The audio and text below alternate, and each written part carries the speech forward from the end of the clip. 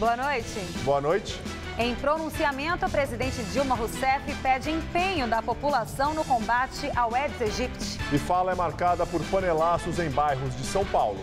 Após 3 anos, denúncia contra Renan Calheiros será julgada no plenário do Supremo. Incêndio na Cinemateca em São Paulo destrói 1000 rolos de filmes com registros históricos.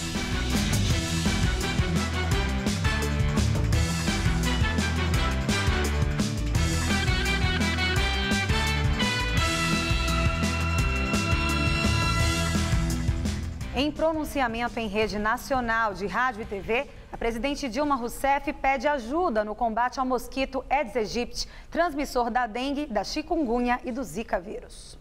Brasileiras e brasileiros. No começo do pronunciamento, Dilma avisou que não iria falar de política ou economia e usou o tempo de pronunciamento para fazer um alerta sobre o combate ao Aedes aegypti, pedindo a eliminação de criadouros. Enquanto não desenvolvermos uma vacina contra o vírus Zika, precisamos combater o mosquito.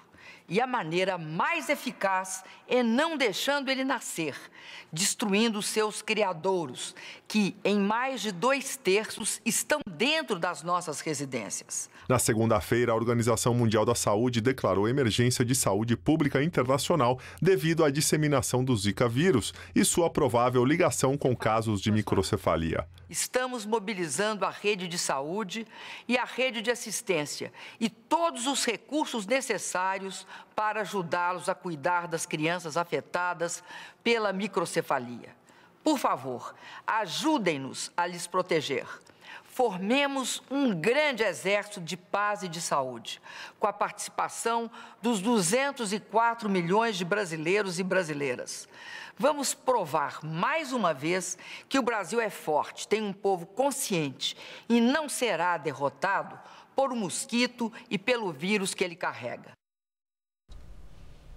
E durante o pronunciamento da presidente Dilma Rousseff, moradores de vários bairros aqui da capital fizeram panelaços. Houve manifestações no Brooklyn, em Higienópolis, na Vila Mariana, na Vila Clementino e nos Jardins. Na região que fica próxima à Avenida Paulista, moradores de prédios saíram nas varandas e janelas para protestar. Dava para ouvir ainda a buzina dos carros. Em Moema, motoristas também se manifestaram. O som das panelas vindo dos apartamentos foi ouvido durante a fala da presidente. Os moradores também gritavam fora Dilma.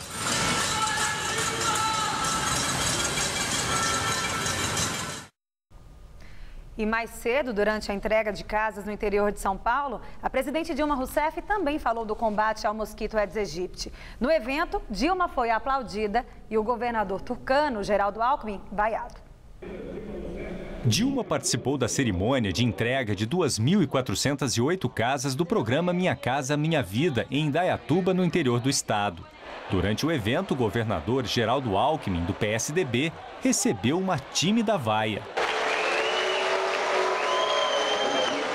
Já Dilma chegou a ser aplaudida em alguns momentos.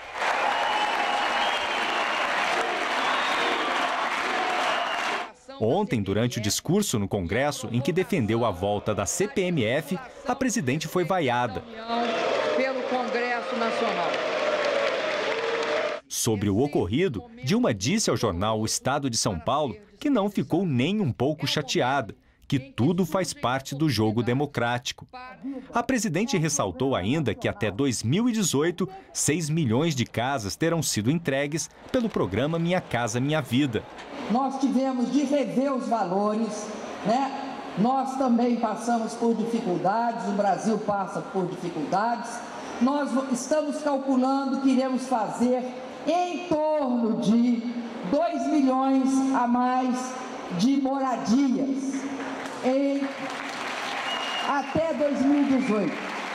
A presidente saiu aqui do evento sem falar com os jornalistas, mas dedicou boa parte do seu discurso a um tema que vem preocupando todo o país. É a epidemia de microcefalia, que está associada ao Zika vírus, transmitido pelo Aedes aegypti.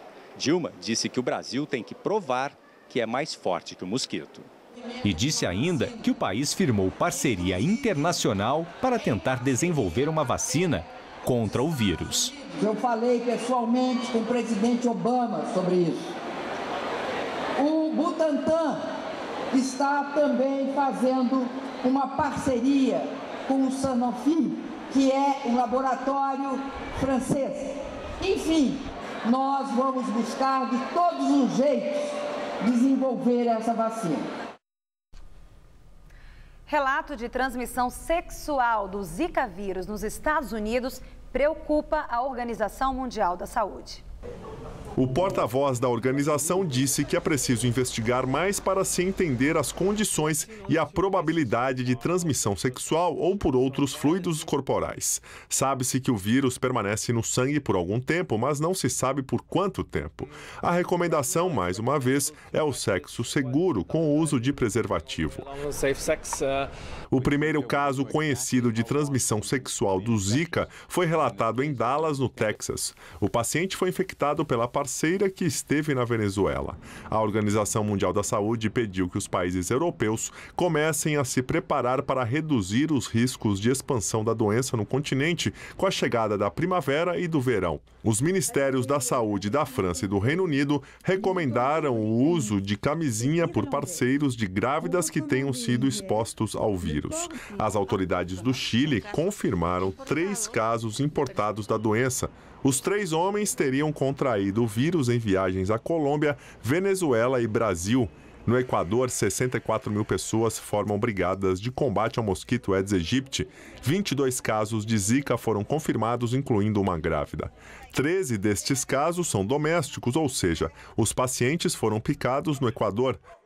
Na Guatemala, 2 grávidas estão entre os 105 casos já confirmados. O Ministério da Saúde iniciou a fumigação na capital. E o governador do estado americano da Flórida declarou emergência para o Zika vírus. Pelo menos 9 casos de contaminação foram confirmados no estado, incluindo a região de Miami. Todos os casos seriam de pacientes que viajaram para a América do Sul. Um dos investigados na Operação Alba Branca sobre corrupção na merenda escolar do governo paulista disse que pagamentos de propina eram feitos na distribuidora de bebidas do deputado federal Nelson Marqueselli, do PTB. Carlos Luciano Lopes é vendedor da cooperativa Coaf, suspeita de participar do esquema que envolveu 22 prefeituras do estado, segundo a investigação. Lopes afirmou em depoimento que acompanhou mais de uma vez o lobista da organização, Marcel Ferreira Júlio, e um amigo até a distribuidora em Pirassununga, onde teriam se encontrado com Marqueselli, mas disse não saber se o deputado recebia propina. Nelson Marqueselli admitiu que os encontros aconteceram, mas disse que recebeu Marcel por ser filho de seu amigo, o ex-deputado Leonel Júlio. Ele negou qualquer envolvimento com o esquema e afirmou que vai processar a Coaf. E direto de Brasília, Josias de Souza fala sobre a corrupção na compra de merenda escolar aqui em São Paulo. Estão roubando a verba da merenda escolar em São Paulo. Esqueça todo o resto, concentre-se apenas nisso. A merenda escolar, que já era escandalosamente precária, tornou-se um escárnio. Descobriu-se que no maior estado da federação, governado pelo tucano Geraldo Alckmin, candidato à presidência da República pelo PSDB, funciona uma máfia da merenda.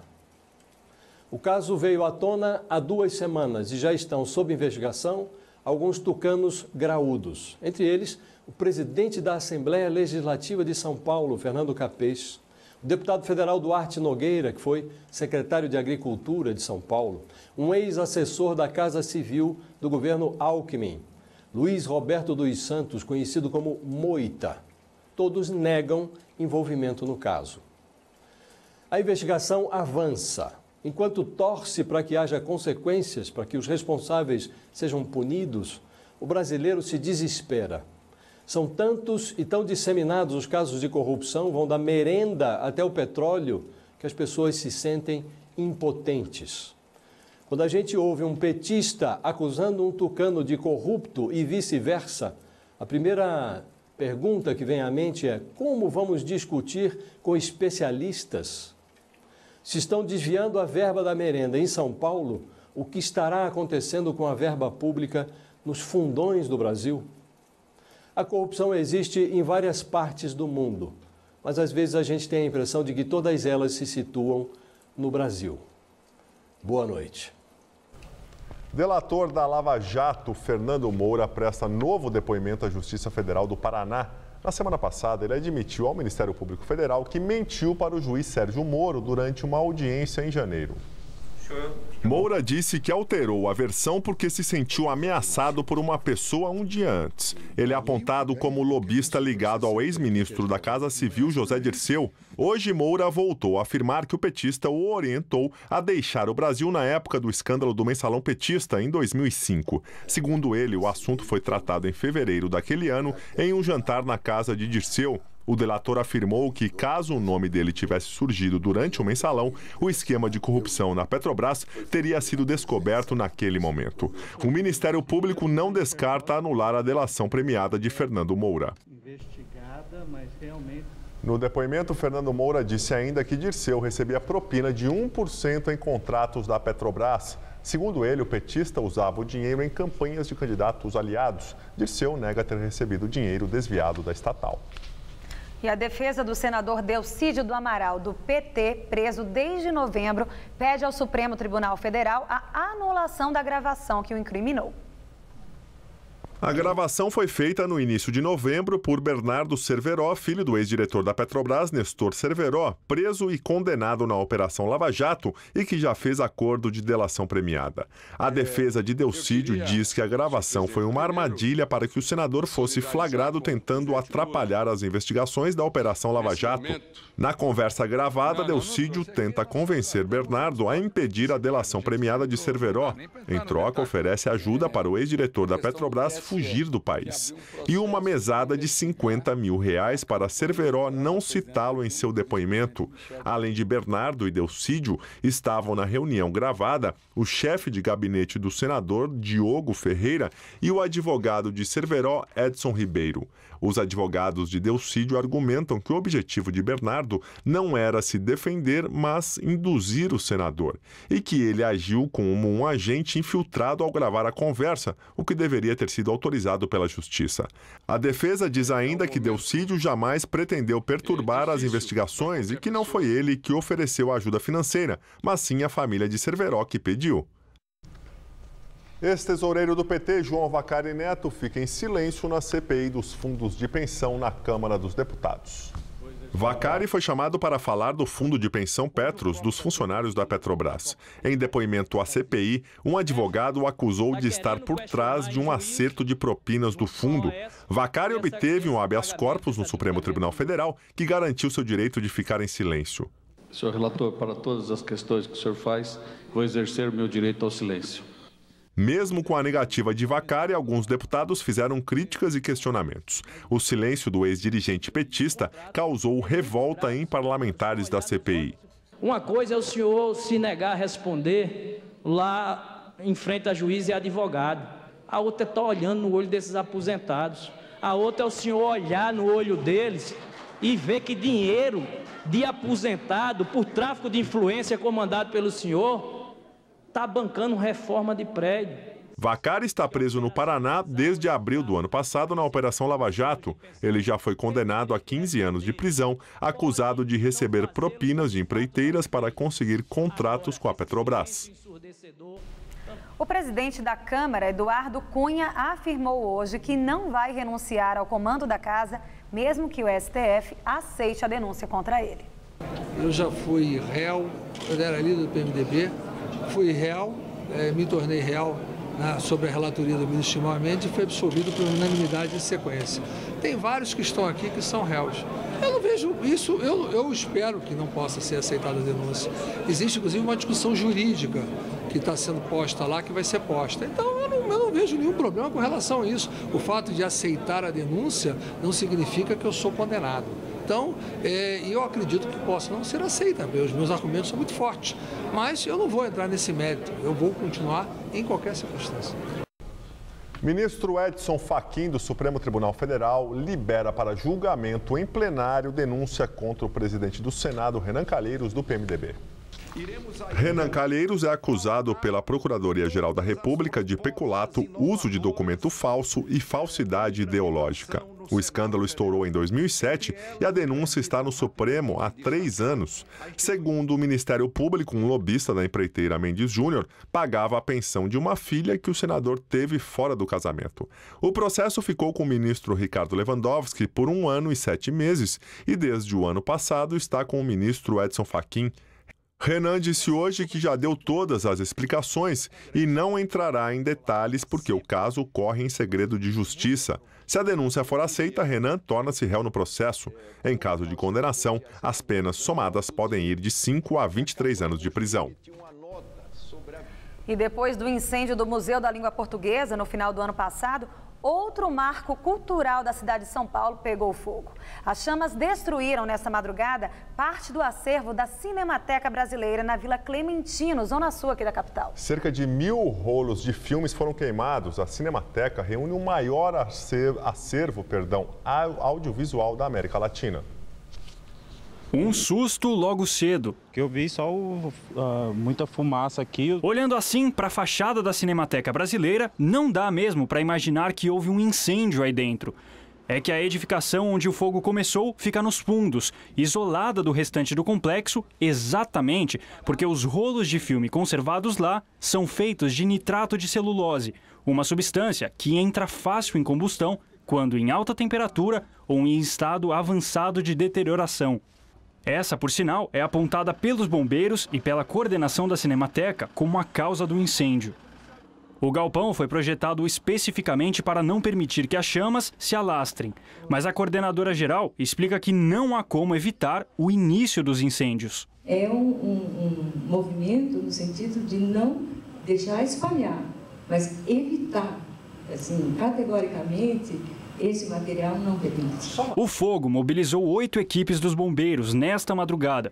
Eles controlaram o incêndio rapidamente e não houve vítimas. Os trabalhos da perícia aconteceram ao longo do dia. A Cinemateca não tem seguro nem alvará de funcionamento dos bombeiros. É um alvará que está solicitado para estar sendo atualizado. Estamos esperando uma autorização para poder fazer algumas reformas aqui. Autorização da Compresp, me parece, da Prefeitura. Ele já passou por um laudo dos bombeiros, estamos precisando dessa autorização para começar a obra. Cerca de 1000 rolos de filme foram queimados, o equivalente a 500 títulos. A maioria eram cinejornais, mas havia também curtas e longas metragens.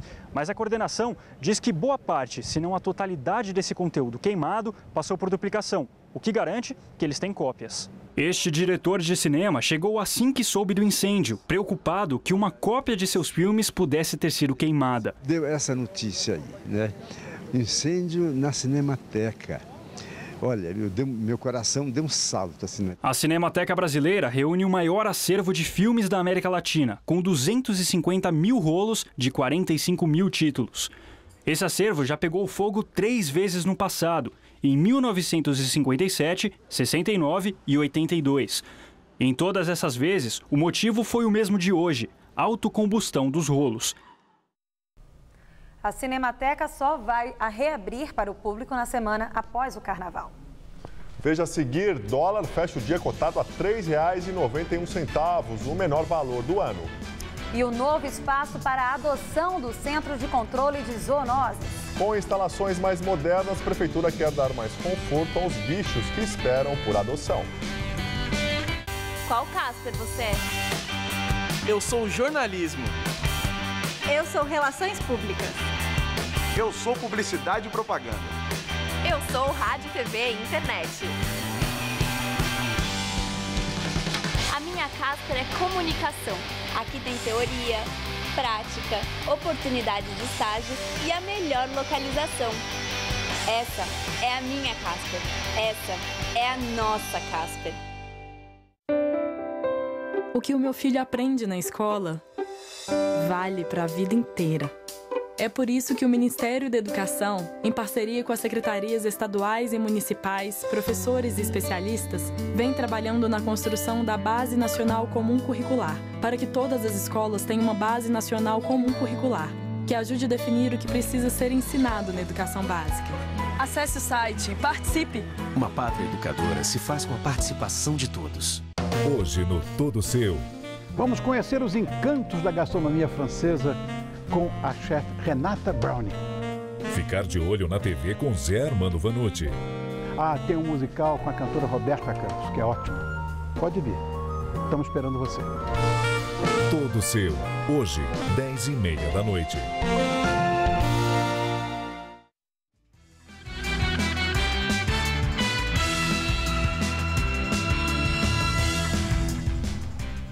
O dólar fechou hoje com o menor valor do ano e ficou abaixo dos R$4. A moeda americana caiu 1,7% e foi vendida a R$ 3,91. Os analistas acreditam que a baixa do dólar foi influenciada pela queda do preço do petróleo, o que teria levado os investidores a evitarem aplicações de risco. E agora vamos ao comentário de economia com Vinícius Torres Freire. Vocês aí lembram que o governo, na semana passada, disse que ia tentar aumentar o crédito no país, o total de dinheiro emprestado? Pois então, os maiores bancos privados do país acabaram de dizer que, da parte deles, o crédito vai diminuir. Aliás, mesmo que todo o pacote de crédito do governo saísse do papel, não seria bastante nem para compensar metade da diminuição do dinheiro emprestado no Brasil no ano passado. Pior que isso, mesmo que as medidas do governo deixem de ser apenas planos, é preciso que as pessoas peguem os empréstimos. E como se sabe, todo mundo está com medo de gastar dinheiro. Quanto mais tomar dinheiro emprestado. A direção dos bancos Itaú e Bradesco disse na última semana que o total de dinheiro que esses bancos têm emprestado vai diminuir neste ano. Ou melhor, a carteira de crédito desses bancos vai crescer menos que a inflação. Na prática, em termos reais, vai diminuir outra vez. O Santander não faz estimativa de quanto vai crescer sua carteira de crédito, mas acha que dificilmente supera a inflação. Nos bancos públicos, Banco do Brasil e Caixa, provavelmente não vai haver crescimento também. Esses 5 bancos têm quase 80% do dinheiro emprestado no Brasil. Por que os bancos estão jogando tanto na retranca? Porque, claro, acham que a economia vai mal, que mais gente perderá emprego, que mais empresa terá dificuldade e, portanto, haverá mais risco de calote. Em resumo, as expectativas de todo mundo estão sendo revisadas para baixo, com exceção de algumas empresas que exportam, que vendem para outros países, pois o real perdeu valor e assim os produtos brasileiros ficaram mais baratos lá fora. Um pouco mais fácil de vender. As expectativas de todo mundo estão baixas ou caindo porque não há nenhuma notícia de mudança importante nas políticas do governo, porque o tumulto político continua paralisando decisões e porque parte do Congresso quer ver a caveira de Dilma Rousseff. Em resumo, a coisa ainda está mal parada. Boa noite.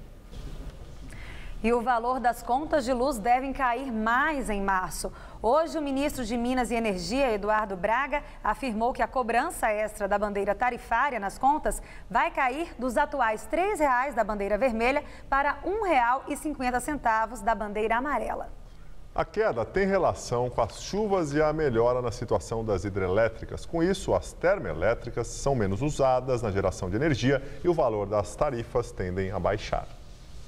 E São Paulo vive dias típicos de verão com muito calor e pancadas rápidas de chuva. E o tempo deve continuar assim nos próximos dias. Vamos aos detalhes da previsão com Luciana Magalhães. Amanhã, a condição do tempo para São Paulo é de verão mesmo. Faz muito sol, calor e são esperadas pancadas de chuva rápidas e pontuais. Ou seja, pode ser que não chova em alguns pontos com céu mais aberto. Na faixa leste, o vento úmido que sopra do litoral aumenta a umidade do ar, mas nas demais áreas paulistas, o ar continua seco. Máximas amanhã de 35 graus em São José do Rio Preto, 36 em Araraquara e 35 também em São Carlos. E na faixa leste, que inclui o litoral, máximas de 34 graus em Campinas e de 33 em Sorocaba. Na Grande São Paulo, vale lembrar que é bom utilizar o protetor solar, pois o nível de raios UV prejudiciais à pele estará extremo nos próximos dias. Até o final de semana, o calor continua na capital paulista, acompanhado de pancadas de chuva isoladas entre a tarde e a noite. Há risco de temporais e até granizo, mas ele é pequeno. Máximas de 32 graus amanhã, calorão de até 34 na sexta e máxima de 30 graus no sábado. Um novo espaço que foi inaugurado no Centro do Controle de Zoonoses deve melhorar e muito a vida dos cães e gatos resgatados nas ruas de São Paulo. A Prefeitura investiu R$2,5 milhões nessa ala, que abriga 350 animais, a maioria vítima de maus tratos. A casa nova do Cotó tem 5 metros quadrados, piso que simula o de uma residência, outro que imita o de um quintal e até um gramado onde ele pode brincar à vontade. A nova ala para adoção fica dentro do único centro de controle de zoonoses da cidade de São Paulo.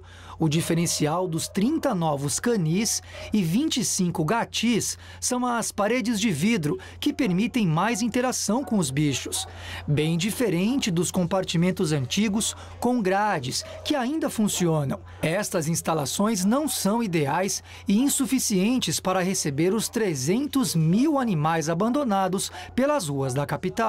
Não cria aquela barreira psicológica de separação com o animal. Então aqui a gente consegue visualizar mais adequadamente os animais dentro do seu ambiente interno, que simula a parte de dentro de uma casa de uma pessoa. No total, o Centro de Controle de Zoonoses tem aproximadamente 350 animais. Um deles é a Vicky, esta fêmea sem raça definida que já está aqui há quase 5 anos. E como por enquanto não tem espaço para todos, a ideia é que os animais passem por uma espécie de revezamento, para que todos possam usufruir desse novo espaço.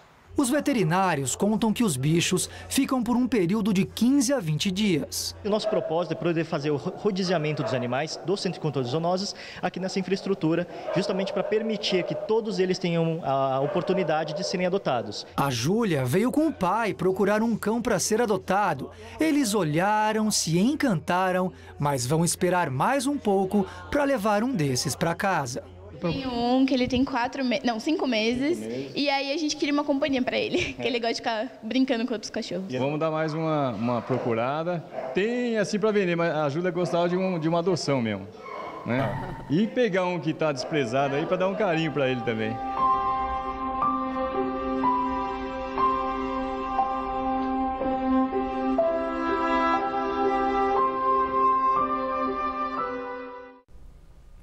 E a edição das 10 do Jornal da Gazeta termina aqui. Boa noite para você. Fique agora com Rony Von no Todo Seu. Uma ótima noite para você. A gente se vê amanhã. Até lá.